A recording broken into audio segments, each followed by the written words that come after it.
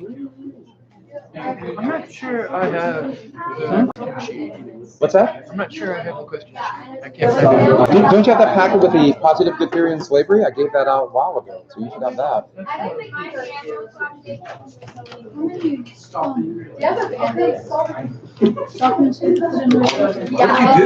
my entire fingernail. Oh no, maybe I better go.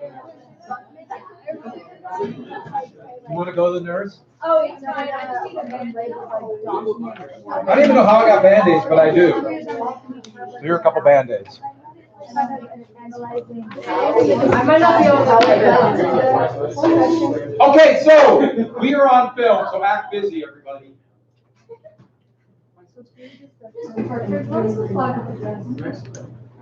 Whales. That's flag of whales. Are you serious? Yeah. We have one of those in my garage. Yeah. It's a cool flag, isn't it? That's the flag of whales. That's Irish Parade, and then we have Union Jack. I love the tricolors. The thing that's from the ocean. This is the Irish Parade from the Civil War.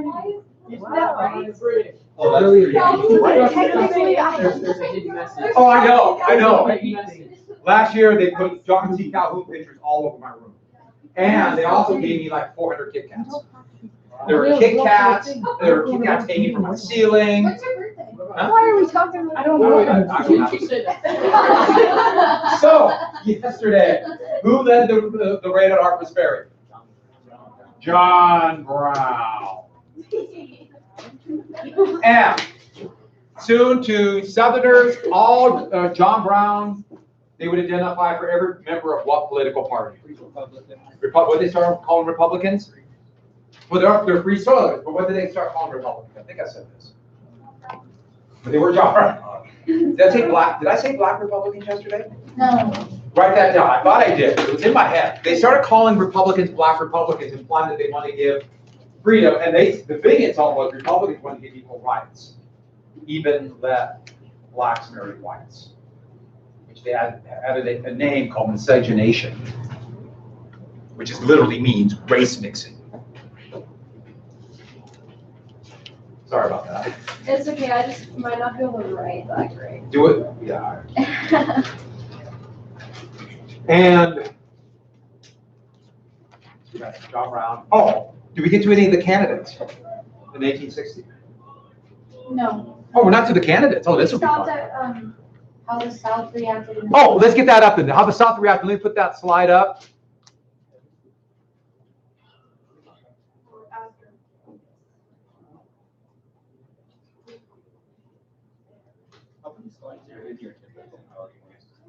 Do you make these cards?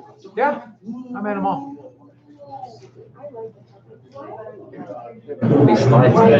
Sometimes I like, the reason I start doing more slides, I like showing the pictures. I do like showing the pictures, but sometimes I like writing on the board too. But I like showing, there's a lot, as you get older, as history goes on, we get better and better pictures. As we get older in time, yes? Do you just have one giant long PowerPoint for the whole year? No. I have a different one. And they're all too long. So did I show you this? Did I show you this one? Yes. So the slave codes, and did I show you how they would sing John Brown's Body? And that confirmed Northern ideology. Let me play you a little bit of John Brown's Body. This was a good marching song. John Brown's body lies a moldering in the grave. So here's a little bit of it. This is from a great video called To Do Battle with the Lamb. And this is the actual video they used to show at Harper's Ferry. It's fantastic. And I'll go back to... Trouble spread. Control on our own backs were tightened and slipped. Died like mortals are supposed to. Straight, fearless, and unflinching. I, John Brown, am now quite certain that the crimes of this guilty land will never be purged away but with blood. I had, as I now think, vainly flattered myself that without very much bloodshed, it might be done. He never actually read it. He handed it to the guard before he went to the gallows. It is not accurate to suggest that John Brown's raid was the direct and specific cause of the Civil War. It is, however, proper to note that the evocative image of John Brown's body became the standard under which thousands upon thousands of men and boys marched off to do battle in their own land. Soldiers for the U.S. John Brown, body, body, in the grave. John Brown, body, body, in the grave. John Brown, body, body, in the grave.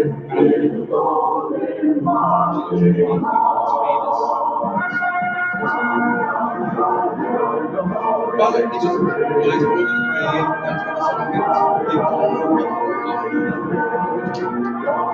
That's John Brown's body. And that's what Union soldiers marched when they went to war. By the way, we just have that feature. So left, right, left, right. So you can march to it. That's why they sing songs when they march, to keep them occupied, but also keep them in step. And so, John Brown would be what everybody talked about. He would be executed, but what a polarizing figure. Ralph Waldo Emerson? Oh, Nathaniel Hawthorne, I'm sorry, called him a meteor in the night, where you couldn't miss it, basically. He portended something happening. And what happened? We have an election. The election of 1860. The election of 1860. You want the light off or on? Off. Keep it off. All right. The election of 1860. And this election, the Democratic Party met. Their convention was in Baltimore, and they split. Southern Democrats walked out because they didn't trust Stephen Douglas and that free tort doctrine. He wouldn't fully defend. What's the court case? Dred Scott, which is such a big issue. John Brown, Dred Scott were so important right before the election. And so with that, the Northern Democrats stayed and nominated Stephen Douglas, sticking with popular sovereignty.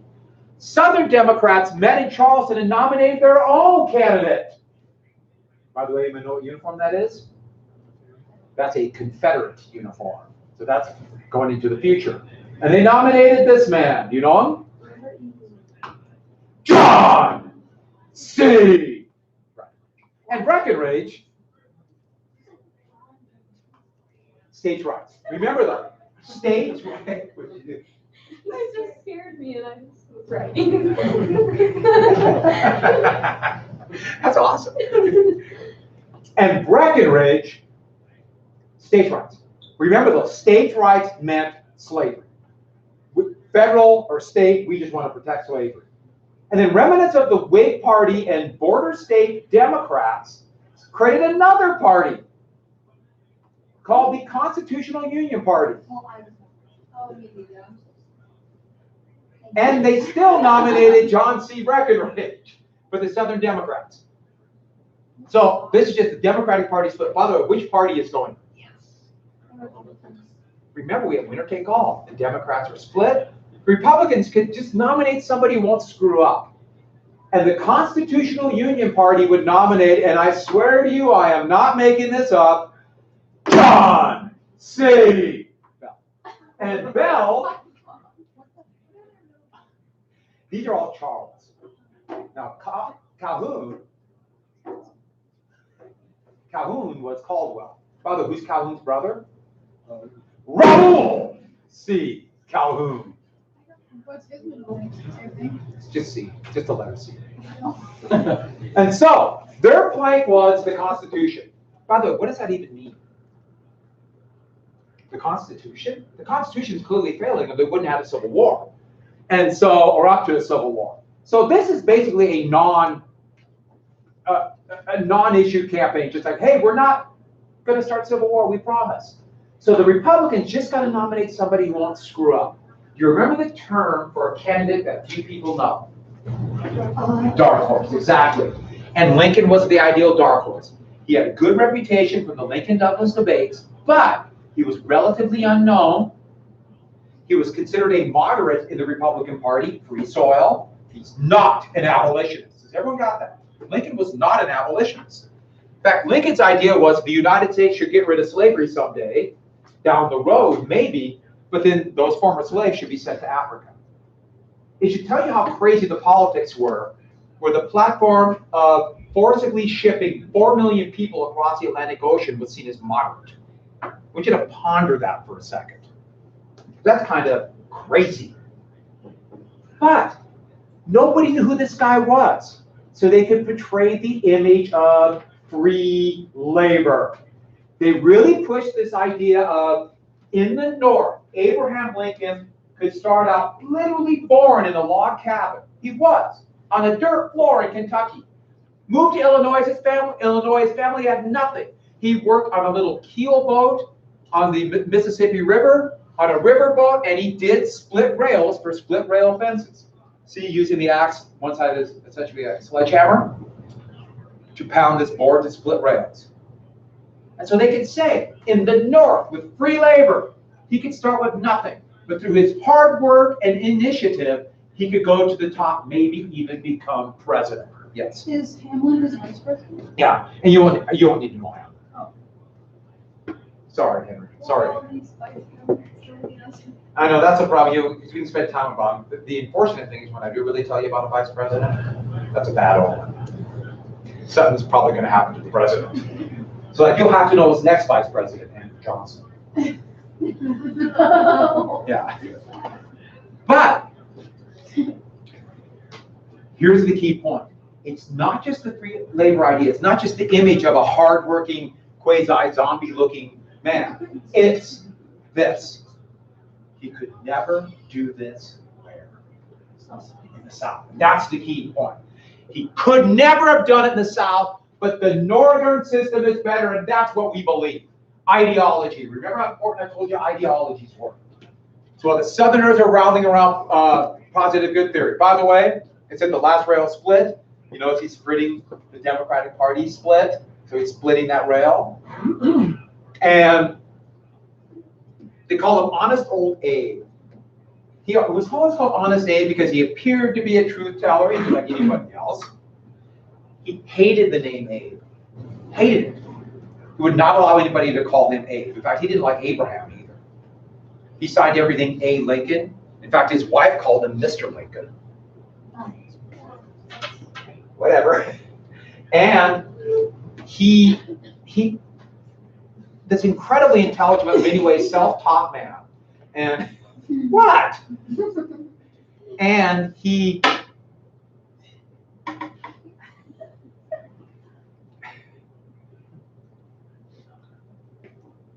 39 inches. It's a meter stick. So with that, now I forgot what I was saying. I'm not pondering meters. He would say like little sayings and like little stories, idioms, little stories, and kind of sound kind of homespun. In fact, he would almost play the role of what they called then a yokel.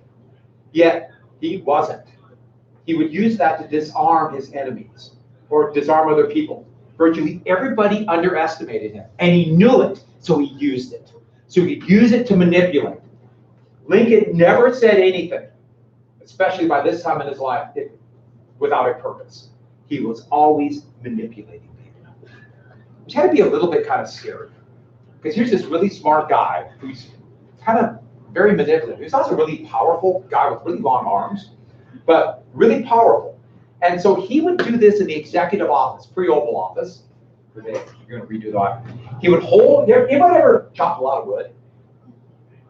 It's easy, isn't it? The axes are light. And these are really heavy, and they have to be. It's like a sledgehammer. Because this guy used the power of the axe to pound through. But he would stand in the executive office, meeting with cabinet members, and he had an axe there. One of these.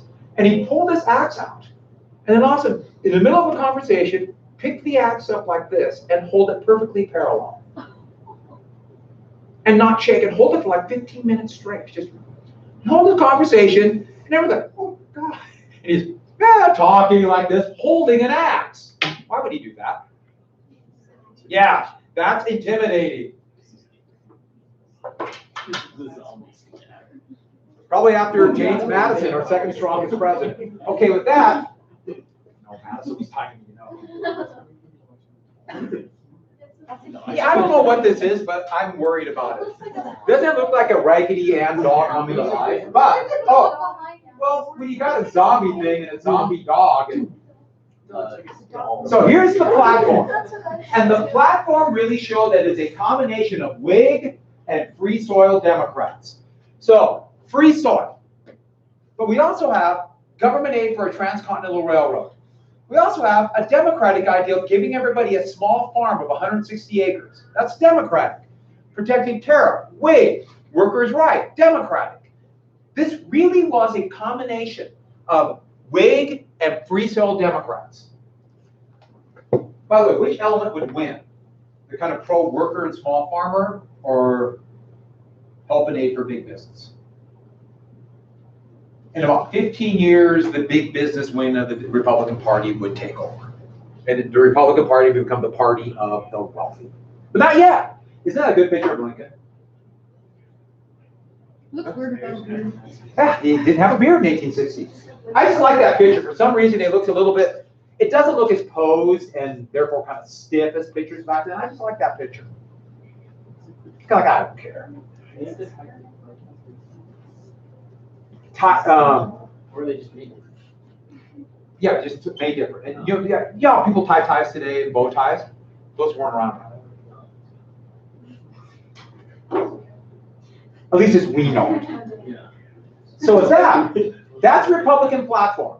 And I really want to get this idea that this really was a combination. Lincoln probably weighed more. He kind of believed in all of it. Lincoln's an interesting guy. And the 1860 election then was bitterly divisive. Here's a Constitutional Union Party. Here are Lincoln, Douglas, and Breckinridge ripping the country apart. And here's John C. Bell using glue to glue the map together again. Here is, oh yeah, it's crazy.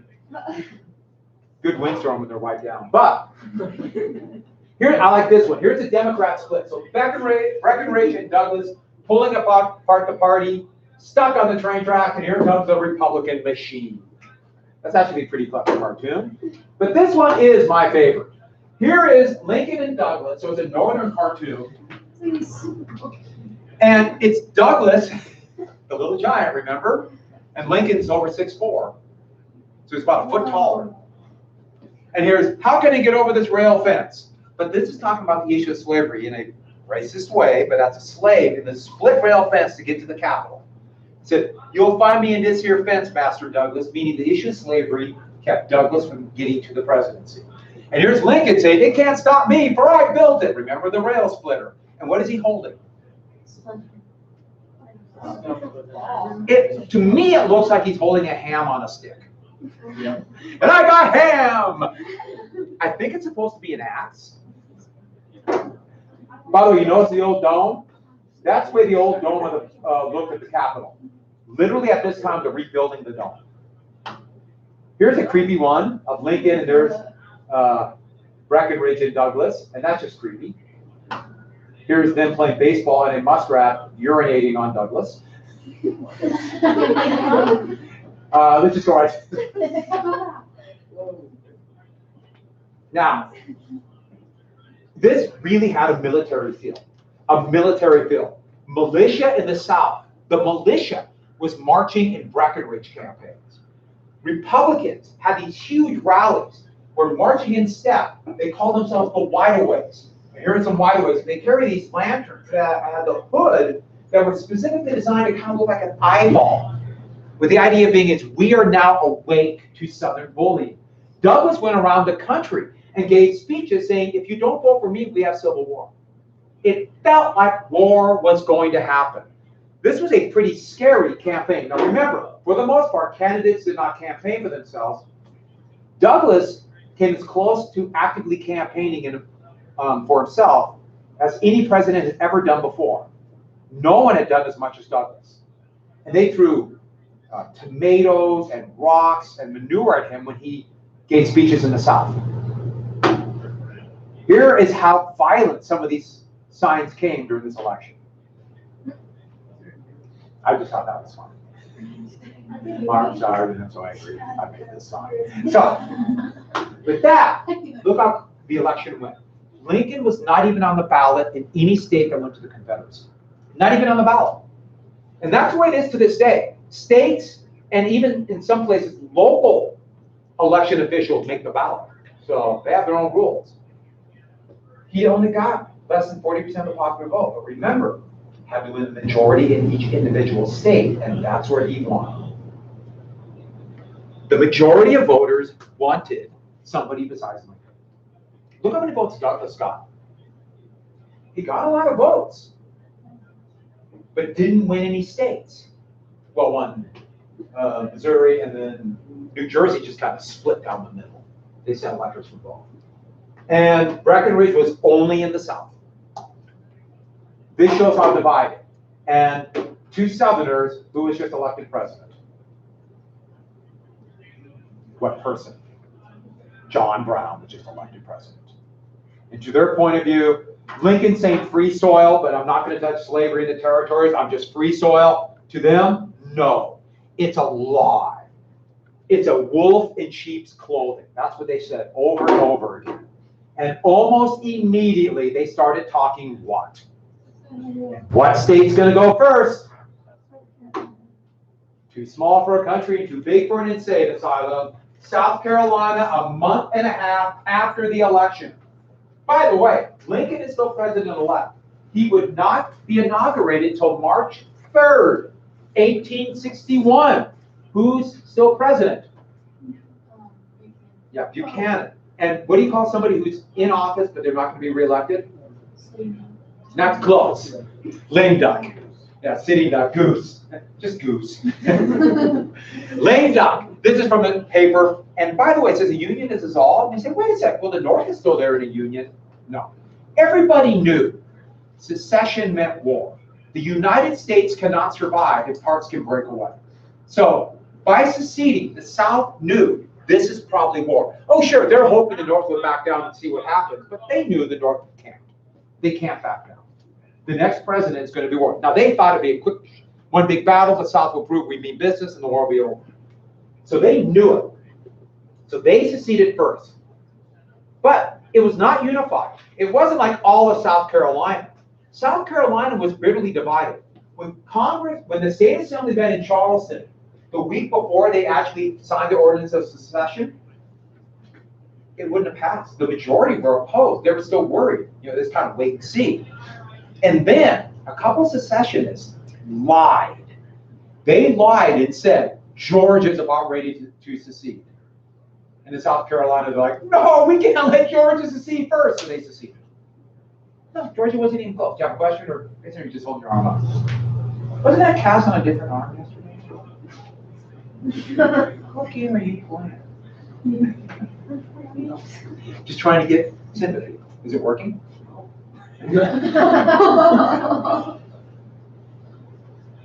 Deacon Jones used to play defensive tackle for the Rams, and he put a cast on his arm before every game. Bang. On head, yeah. Ah, those were the glory days, people. He put a cast with a piece of metal in it, so we hit it. Guys in the helmets, offensive linemen in the helmets would go by. We're going to start that today. So, they seceded first. Now, we know the underlying cause, but these are their reasons. That when they're thinking, okay, why do we have to do this? First off, the South is thinking we're going to be a permanent congressional minority. The population in the North meant more members of the House for as long as they could see. There's over 2 times the number of people in the North and the South. And there's now more free states and slave states. So they have the majority in the Senate. So they're thinking, yeah, we're a permanent congressional minority. And the way the population is going, it'll even be a greater minority tomorrow. It'll be worse tomorrow. Today's bad. If we wait, tomorrow's worse. What will happen with that? Well, they just elected a bunch of Republicans, and free soil equals John Brown. So that means we're going to have a radical congressional majority to destroy the South. Will they do it? They say, we think they will. Why do we think they will? Because they're all evil. They're John Browns. They're out to cut our throats in the middle of the night. Don't you feel my pain? And with that then, but there's no Republicans in the South. Ah, there can be now. There could be a Republican Party in the South. And that is key. A Republican Party in the South. How? Well, this Trojan horse will come in through government jobs. This is called patronage. We mentioned this before with the spoils system. Lincoln will appoint Republicans to all the jobs in, let's say, the Postal Service or tax collectors. So Republicans will go into the South and they'll begin to take root in the South. A bunch of John Browns in the South, triggering slave rebellions, weakening the South. They're coming all through the South. That's what they said. So it's not anything that has happened. It's what could happen. And so this really relies on one simple element, that the South feels that they are under attack, that the South feels victimized. The South are a bunch of victims to Northern tyranny, which is, looking back at the history of it, that's part of the reason why the North is going, you got to be kidding, you're the bullies. So it's a preventative strike for what could happen down the road. And to the South, even though they started the war, they saw this as a just and defensive war, because the Northerners are coming for us because they are evil. Now, I should add something to this. Did anyone in Charleston, South Carolina, or Jackson, Mississippi, know what's going to happen in 1864, in 1868, in 1872? Did they know? Had no idea. Had no idea. They're guessing. By convincing themselves that they're victims and convinced that the North were out to get them, they're John Browns, they believed they had no choice but to start a horrible war. That's why preventive wars are terrifying. Couldn't a duplicitous, evil, mendacious leader get his people so riled up because of fear of somebody, the other, that they go to war? Could that happen? Why do you think World War I happened? The whole philosophy behind Nazism and fascism was, we are under attack from the evil communists. We got to go to war, a preventative war. In fact, in 2003, the U.S. went to war against Iraq, not for anything Iraq did, but for what they could do with so-called weapons of mass destruction, which, as it turned out, they didn't have. But they could. That's preventative. By definition, preventative wars are wars of aggression. By definition. In fact, what I mean by definition, the U.S. signed a treaty called the UN Charter to join the United Nations, and that's in the UN Charter. So that's the law of the United States. It is the law. So we can't go to war with North Dakota because they're going to attack us. That would be illegal. Even though, what's North Dakota going to do? Attack us. So what do we have to do? And we got to hit them. Because what's tomorrow? Bismarck's coming. So with that, here's South Carolina. This is obviously a Union cartoon. That's South Carolina. There's President Buchanan. Do you get it? Yeah. Aha! It's really subtle. So with that, they call it secessionitis. Who was the other guy? That was Governor Hunter of South Carolina. And by starting the war, okay, moving on. Secessionitis, like a disease. These states in the Deep South all went. Remember, Mississippi had the second most number of slaves. They seceded second. And then they came all in a bunch. Louisiana had the most. And then Texas, they always felt a little bit kind of outsiders, so they joined along with. And then these states in purple, they waited to see. And that's why it became a real waiting game. Will they join or not? The states in orange, they were border states, and they stayed in the Union. Actually, bunch of Indian territory joined the Confederacy too, because of Indian removal. And I went through all those issues of why they felt they had to strike. Well, here's the real issue. This sums it up pretty clear. Every ordinance of secession that each state legislature signed in those Confederate states had an element copying South Carolina. This is the sentence that explains why they felt it necessary to secede. Here's the second statement, Mississippi, and here's why it's necessary to secede. They did not hide it. They knew exactly what they were talking about when they went to war. They didn't try to say we have some like noble, altruistic cause. What is it? We're defending slavery, and they all knew it. We need that congressional, or we were fearful of a congressional minority because we have to defend slavery. We're scared of Republicans because they're John Browns out to get slavery. It was all about slavery. Yes. So did more people in the North actually not like slavery, or did they just not want the black people? The majority were probably free soil, but wanted to remain a white republic. So racism was pretty strong in the North too. But there were a lot of people who were like, we want the Union to survive, but we don't necessarily oppose slavery. There were a lot of them in the North too. But the majority were free soils. And this is the positive good theory pretty much lined up. We're civilizing the slaves and we're making money off it. You destroy the economy. This is the secessionist quick step. Sheet music was a big deal. I showed you that polka a few days ago. And I hate to admit it, but for a song about Civil War, this is actually a pretty good tune. I'll try to find it again and play for it. It's actually kind of got a bouncy, good little march song. Quick step meant like a quick, almost like they would dance, almost like a march together. Someday those will go back and the band will kind of march it together like that. It's pretty funny. I know that's what it did when I was a kid. So, did you like my dancing? They're doing the Christmas assembly and I'm warming up my tap shoes. So with that,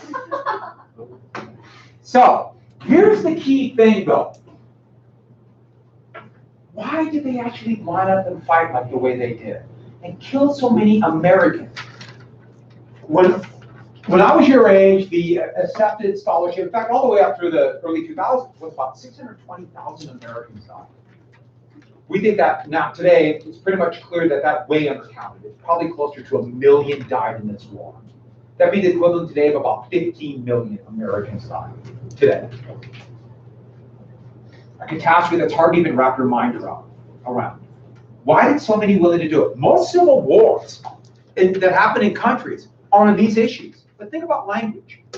Do they speak a different language in the North and the South? No. What language do they speak? Kind of. Yeah, you go to Alabama, they do sound different than someone from Boston, etc. But still, they speak English, just different accents. What religion was the vast majority of citizens of the U.S.? Yeah, they were Christians. It's usually different language and ethnic groups or religion that starts civil war.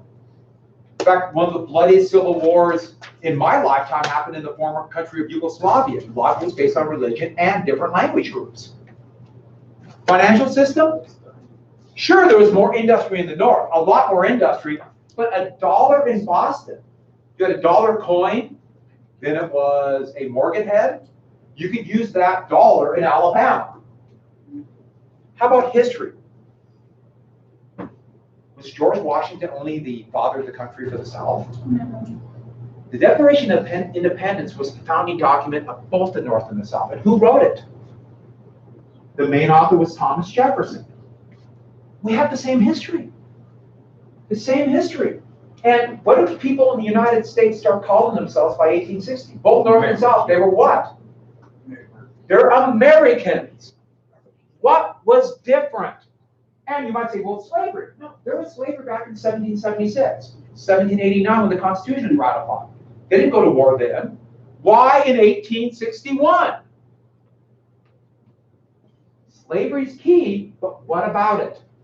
What would make people line up and literally shoot each other in the face, bayonet each other in the gut?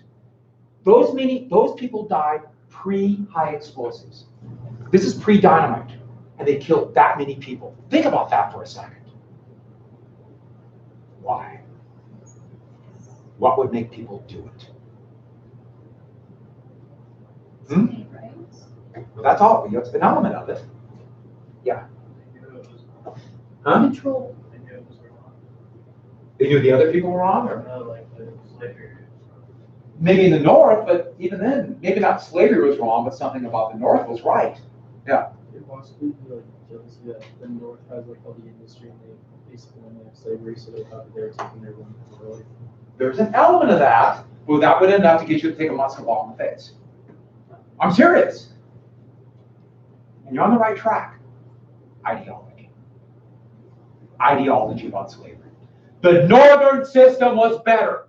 The southern system was better. And they soon got to the point where they refused to believe anything else. And if you believe something so strongly and believe it so much, and you think, oh, someone's going to take away everything I believe, are you happy about that? Is there something you really believe in, and someone walks up to you and say, hey, by the way, everything you believe is wrong? How do you react? You're right. Let's have a discussion. No, what do? Don't you get mad? Maybe even want to fight? Take a musket ball. Yeah. And that's something to fight about. What we're talking about? Ideologies about slavery. By the way, are their ideologies true? It doesn't matter. If you believe something, it's true to you. If you believe it, it's true to you. That's really the important part here. So with that, President Buchanan had an issue. By the way, that's Super Bowl I. That's Bart Starr. That's Buck. Chief lost. Sorry. But there's Buck. He's still president, and he's in an absolute panic. And what he does is actually pretty amazing. He decides, all right, it's unconstitutional to secede. Which, by the way, did they just leave the Constitution? So at least it kind of sounds like he's going to do something. What president, when confronted with potential nullification in Civil War, said, I will destroy the nullifiers? Jackson. What does Buchanan do?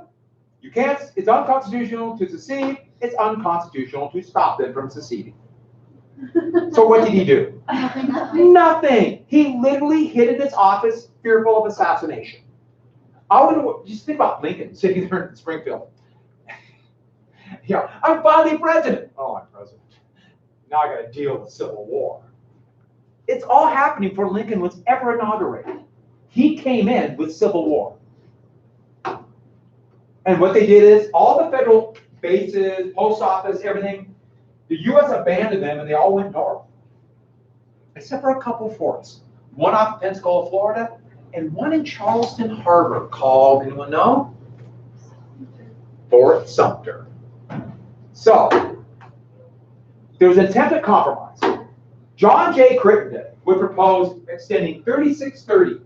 If you look at this map right here, basically extend it to California and make that the borderline slave and free. But no way free soilers would agree to that.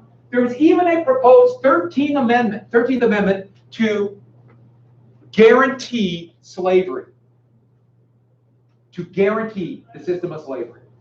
But no way Republicans would support that. So both efforts at compromise failed. And he really did represent the Civil War. Who's trying to make the compromise? The South? Crittenden was from Kentucky, so he's actually a border state, kind of in between. Two of his sons would be officers in the Confederate Army, and one son was a general in the Union Army. His family really personified the Civil War. It was too late. Fire eaters were not going to back down and free spoilers and said we had enough of being pushed around. And so the Confederate States of America, the Confederates would be formed. Jefferson Davis was seen as a great choice. West Point graduate, hero of the Mexican War, Secretary of War, and Senator of Mississippi. He was the first provisional president and then would eventually be elected president. Similar to the U.S. Constitution, except it did promote slavery. Mobile, Alabama would be the capital, but the Confederacy needed Virginia, the richest and most populous slave state. And that was still wavering. And they tried King Cotton diplomacy. King Cotton diplomacy was this. King Cotton diplomacy.